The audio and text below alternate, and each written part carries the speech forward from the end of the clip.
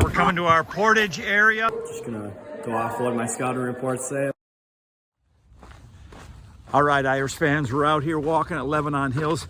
This week coming up is the Mayo Invite on Thursday.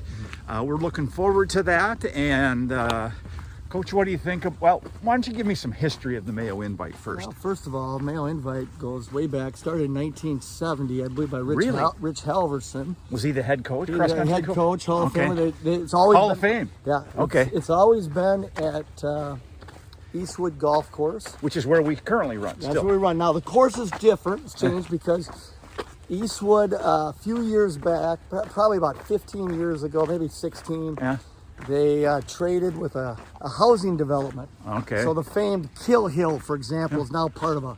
Well, it's still pretty darn hilly. It is hilly, but Kill Hill... You're saying it used to be hillier? Well, seemingly. Okay. And so the old course changed. They gave part of the course to the housing development, and in return they got another 9, a different section just south of there. So the clubhouse now sits in the middle. And so and you know, you mentioned how hilly the course is. We played golf there a couple times this summer. If you think the part we run on is hilly, you should try the part that we don't run on. The back nine's even hillier. Okay, so the course is reasonably tough, and there's going to be some good teams here, right? It's always solid meet. Always solid teams. And Stillwater has always gone to this meet, and they did back when I was in high school as well. Let's go this way. Stillwater was always there. They don't change their schedule unless the schedule changes on them. Yep. So they're there. And I think they were number 2 ranked, right? They were, Eastview has shown, they were 10th in the conference last year, but they've shown, they've really improved. They're a ranked team now, so they've really improved considerably, and they'll be there. Yep. And they're a good team. Yep. Led by Tom Sharp. Yeah, and they've always been pretty good. The last year's a little down, they had a down year there. And then Winona Cotter, I believe. Winona Cotter's ranked number 1 in Class A. Now it's A. Yeah.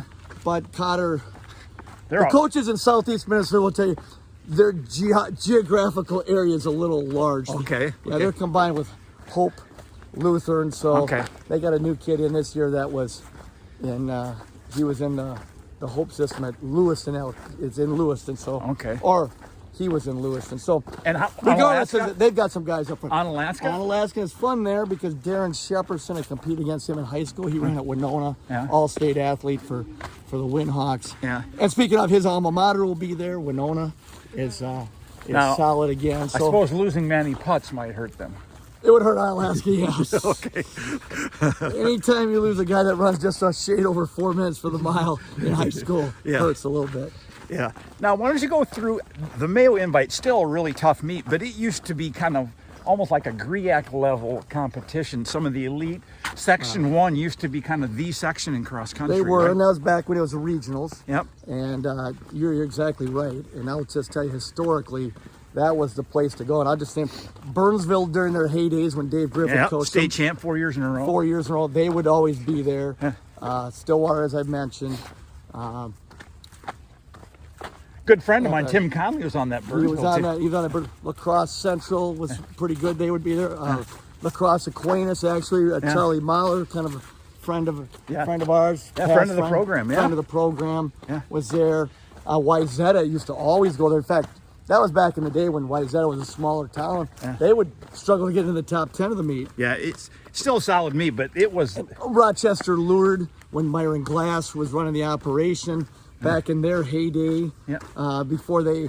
a lot of these schools didn't have soccer at that time. Yeah, that's true. That's a big difference. Lourdes was a powerhouse with Myron Glass. Now, your senior year in high school at Austin High School, I believe you ran that race, right? I did run that race. How'd you finish that race? Finished pretty well. Okay. Didn't win it, though. I didn't. I ran 15, I want to say 54, 15, 55, somewhere in that neighborhood. Well, who beat you? Because if it was on the tougher, hillier course, 15:54 is a solid time. Well, at the time, Probably I was disappointed as a sophomore. A sophomore beat you your senior year? From a hyphenated school, Elgin Millville. And at the time, I didn't know any better.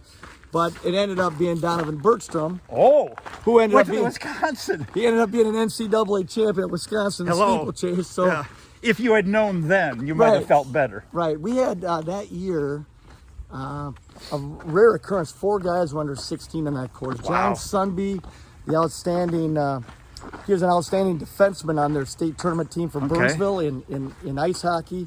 He was up there. Mike Brown, who ran 153. Let's go straight this the way. next spring, 416 out of Stillwater. Yeah. I think he's related to Lindsey Brown, as a matter of fact. Okay.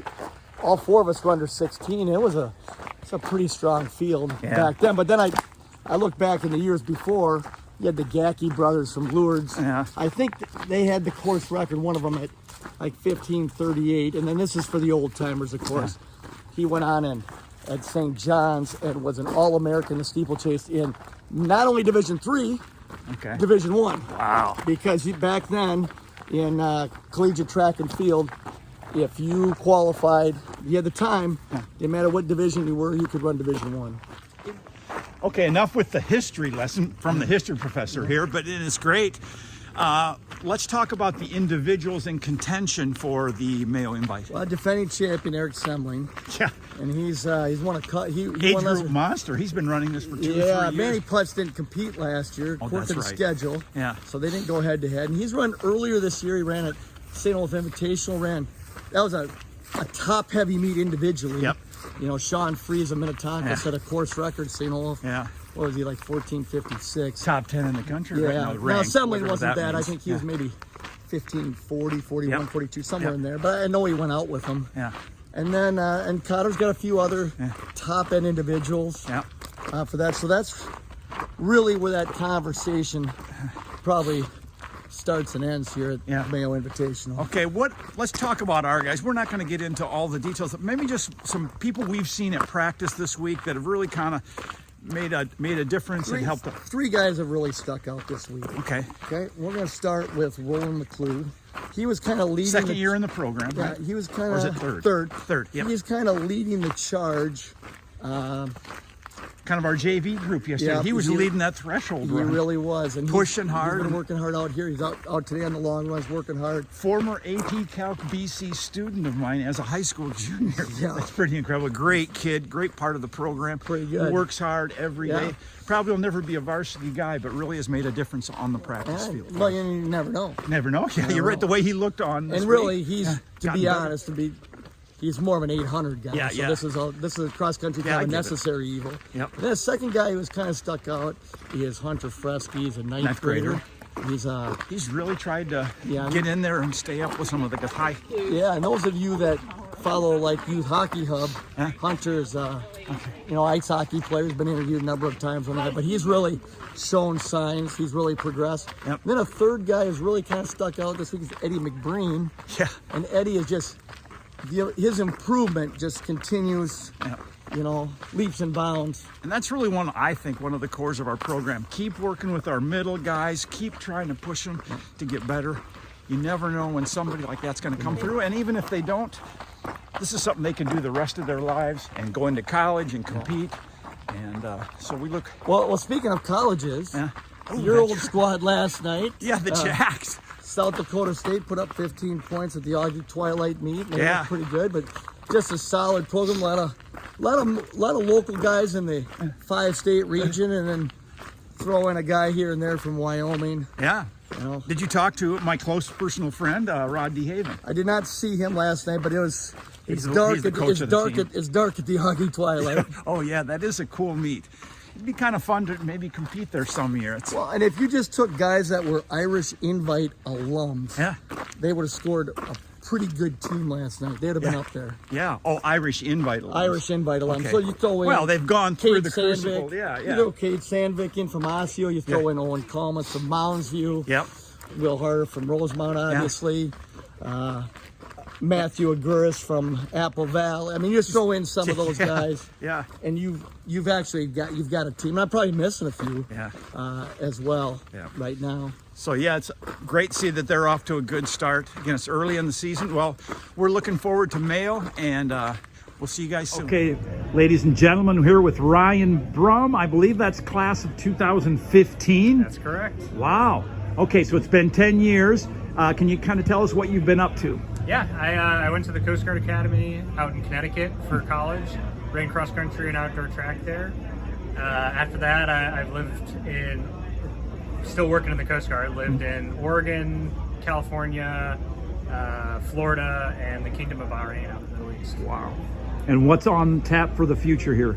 I'm going to be going to law school through the Coast Guard. So the Coast Guard is sending me to University of St. Thomas to go to law school, and then I'll be a military lawyer afterwards. Very, very nice. So can you think of one thing that you picked up from cross country or track that you still use today? Yeah, I think especially from summer running, I think the work ethic, I think, is something that is, teaching that you got to put the effort in. There's no hiding low effort in cross country. So I think, especially with the summer running, putting the effort in and seeing it pay off in the fall, and that long-term work ethic has been huge. Very good. Thanks. 45, 46.